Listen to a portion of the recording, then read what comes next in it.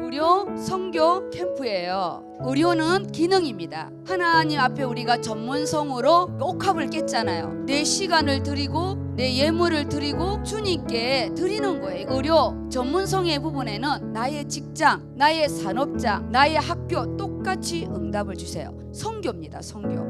예수님이 이 땅에 이방의 빛으로 직접 오셔서 우리에게 완성한 그 예수 이름을 나를 통해서 빛을 발하는데, 이번 우리 선교의 주제가 너를 이방의 빛으로 삼으리라예요. 선교 원년 때 내 인생의 선교의 원년의 그림을 그리셔야 돼요.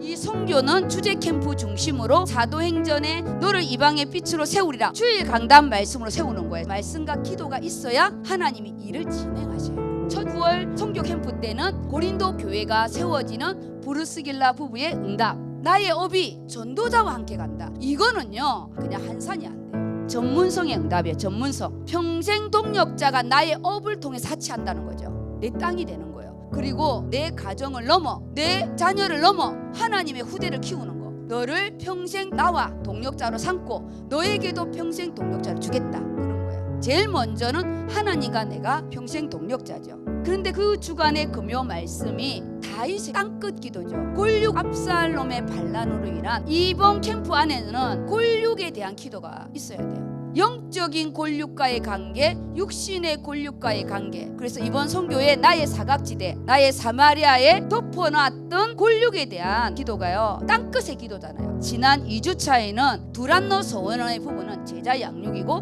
말씀 양육이에요. 하나님이 우리를 이방의 빛으로 내게 말씀이 있는 제자로 양육해 주겠다는 거예요. 우리 자신이 이방의 빛을 발하려면 말씀이 있어야 돼요. 그 안에 금요일날 순교적 선교를 하라고 했어요. 그리고 그 중에 아굴라랑 브루스길라가 같이 사역을 하는데, 아굴라는 업으로 같이 하고 사역은 브루스길라가 합니다. 정말 멋있는 팀의 부분이죠. 이번에는 가정을 세우는 응답입니다. 그리고 오늘입니다. 오늘 주일 3주차 말씀은 무엇으로 행복하십니까의 부분인데, 사실은 바울이 고벨 설교를 하는 부분이잖아요. 자기가 2년 동안 교회에 제자를 세워놓은 중요한 중직자 장로들을 부르는 거예요.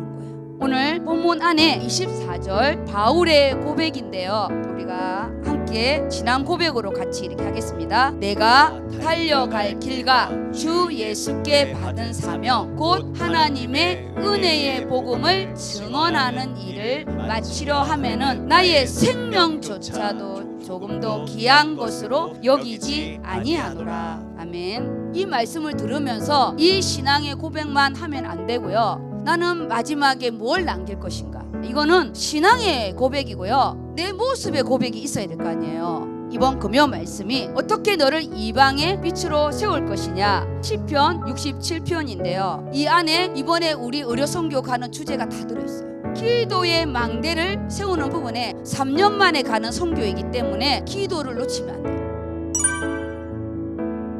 그 후에 선지자 사무엘까지 사사를 주셨더니 그 후에 그들이 왕을 구하거늘 하나님이 베냐민 지파 사람 기스의 아들 사울을 40년간 주셨다가 패하시고 다윗을 왕으로 세우시고 증언하여 이르시되 내가 이새의 아들 다윗을 만나니 내 마음에 맞는 사람이라 내 뜻을 다 이루리라 하시더니, 개인을 부른 아브람, 그리고 다윗의 왕으로 시작한 왕권, 다윗은 왕으로 세우시고 증언하여 내가 이새의 아들 다윗을 만나니 내 마음에 합한 자래요. 하나님께서 우리 한 사람 한 사람을 너는 내 마음에 합한 자라는 칭함을 받는, 이 얼마나 큰 이 이방의 빛이에요. 사울은 40년을 주었는데 하나님이 왕이라는 호칭도 쓰지 않아요. 너는 내 말을 버렸기 때문에 내가 너를 버리노라고 그랬거든요. 껍데기만 40년 동안 가지고 있었어요. 나의 직분을 사울왕의 껍데기가 되지 않도록 이번 이방의 빛에 사울왕의 빛이 되면 안 됩니다. 우리는요 다윗왕의 빛이 돼요. 다윗에게 약속하죠. 너에게는 그 특별한 은총을 주겠다 하거든요.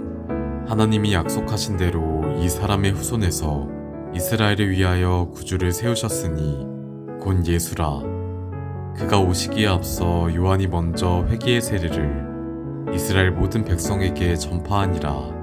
하나님이 약속대로 오시고 약속대로 죽으셨어요. 구주를 세웠으니 곧 예수라. 예수가 오신 거예요. 예수님이 십자가에서 그리스도의 일을 하신 거예요. 우리가 오늘 이 말씀을 잡을 때 그리스도로 역사하시는 거예요. 선명하게 다윗의 왕권으로 역사하는 거예요. 네가 열면 닫을 자가 없대요. 네가 닫으면 열 자가 없대요. 말씀이 나를 다스리게 해달라고.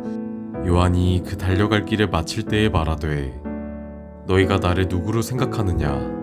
나는 그리스도가 아니라 내 뒤에 오시는 이가 있으니 나는 그 발의 신발끈을 풀기도 감당하지 못하리라 하였으니 형제들아 아브라함의 후손과 너희 중 하나님을 경외하는 사람들아 이 구원의 말씀을 우리에게 보내셨거늘 신앙생활이요 세례 요한처럼 하면 안 돼요. 세례 요한은 예수님의 길을 예비하러 온 이거는 중요한 거예요. 우리가 사명에 있어서는 세례 요한의 사명은 우리가 받아야 할 부분이에요. 그런데 신앙생활은 물 세례로 끝나면 안 된다는 거예요. 신앙생활은 말씀 안으로 성교 안으로 그리고 공동체 안으로 좀 들어와서 좀 하나님 앞에 이전에 내가 산 것과 이후에가 내가 산 게 좀 달라야 됩니다.